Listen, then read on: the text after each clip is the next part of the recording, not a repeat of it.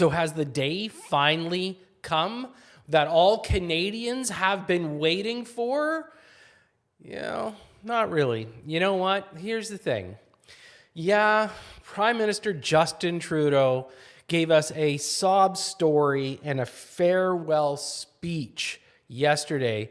But, one of the things that we can see is that, he definitely wanted to keep his seat that he has sat in for so many years.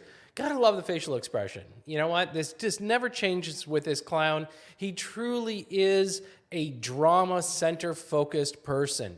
And, one of the things that I think that Trudeau doesn't realize is Canadians have had enough of him.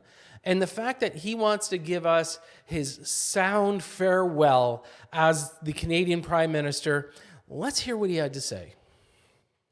I am so proud of Canadians. I'm proud to have served a country full of people who stand up for what's right, rise to every occasion, and always have each other's backs when it matters most.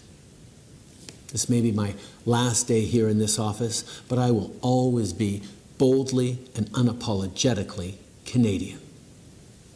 My only ask is that no matter what the world throws at us, you always be the same. Well, I'll tell you what I want to throw at him, because you know what? His chair would be a good start. This guy is so delusional that he takes it to a next level.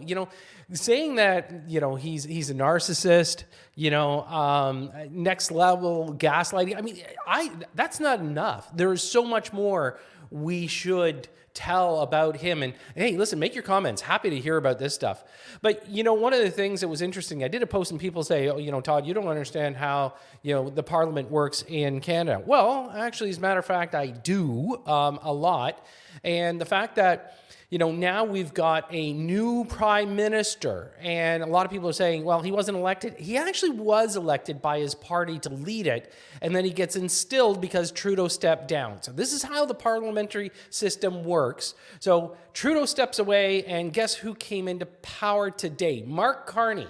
But the thing about Carney is that he's not focused on any of the right things. You know what? He is known as a globalist. He is known for being a member of the WEF. He's going to tear Canada apart. And it's so funny that when he gets posed a few questions, he just gets to dismiss it right out of the gate. Let's hear what he had to say today. Can I ask you what your plans are for the next few weeks? Are you going to be bringing back the House? Are you going to be calling an early election? And if so, when should Canadians expect to go to the polls? Well, they certainly should expect to go to the polls before November.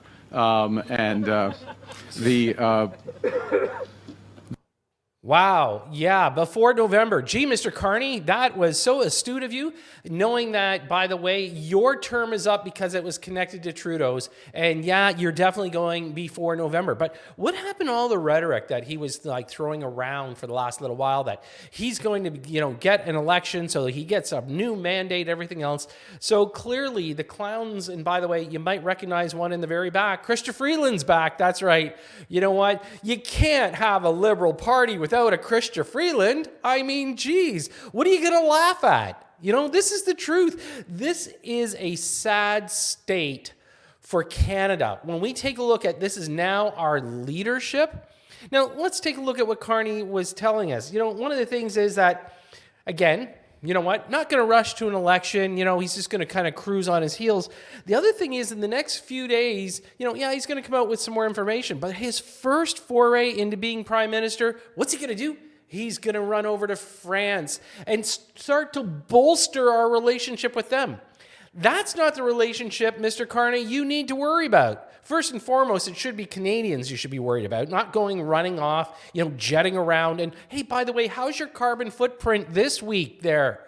Mark Carney is such a green monster that the way he's going to jet around, I guarantee you, he's going to take care of the carbon issue all by himself. So he's going to whip over to Europe. He's going to sit there and rant and rave about how amazing he's going to change things here in Canada. Well, yeah, he's going to change things by screwing Canadians even further. We thought Trudeau was bad. Well, guess what? We got the 2.0 Trudeau, who is now the Prime Minister of Canada. Oh my God. And quite frankly, he has no plans to speak to U.S. President Trump. I don't get it. Right now as Canadians, we're under, what some people would consider an attack. I think it's, what people would consider business negotiations when we talk about tariffs. And Carney, who holds himself out as a businessman, won't even address the adversary that they consider to be the adversary, which, you know what? Take a look at it. Why do you not make your first transaction going to the U.S. and having a sit down with President Trump and start negotiating? No, who do you send? You send your second league team down there just so you keep pandering to all the crap that's coming out of your mouth and everybody else's. This is, again, a worldwide embarrassment for Canadians. And when I say we did not elect Carney, the point is that he's not somebody we want to have lead the country. I get it. You all want to sit there and take me to task and say, hey, Todd, that's not how it works. You don't elect a prime minister. Bullshit. You know what? Are you telling me as MPs, some of those people that you voted in to be an MP actually can hold water? No.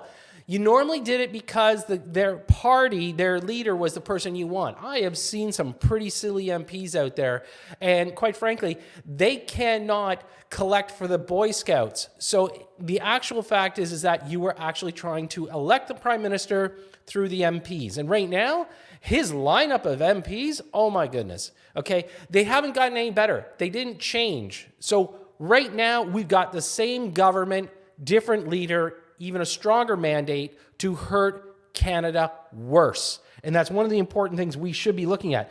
Now, he keeps saying he's going to discuss scrapping the carbon tax. And put in what else, Mark? I mean, right now we're getting warnings from all over the world of how destructive you are. Is that what you're going to do? Your first action in Canada, you're going to turn around and come at Canadians and what? Just rebrand the carbon tax? Well, we've got to keep our eyes open on this, folks, because at this point, we don't even know. He cannot sit in Parliament. He hasn't even been elected as an MP.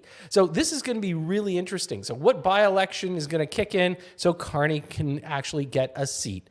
Well, you know what? Why don't you go see Justin? I know he's got one that he's got kicking around. Who knows? He won't be using it anytime soon. And that's the one thing I think that the takeaway today is Justin Trudeau is no longer the Prime Minister of Canada.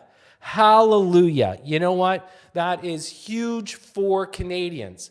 The problem is the 2.0 Trudeau might be worse. As a Canadian and a true Canadian, one of the things I always try to tell everybody is that, look, we've got to watch out for each other because none of these government officials will. They sit there and they go under oath, but we know for a fact they're not going to do it. So the one thing you can do is watch out for your neighbors, your family, your kids, the next generation. That's what we can all do. Love to hear your comments, how you feel about today's new appointment of the Prime Minister of Canada, Mark Carney. And finally, we are rid of Trudeau. I'm Todd C. Slater. Thanks for tuning in.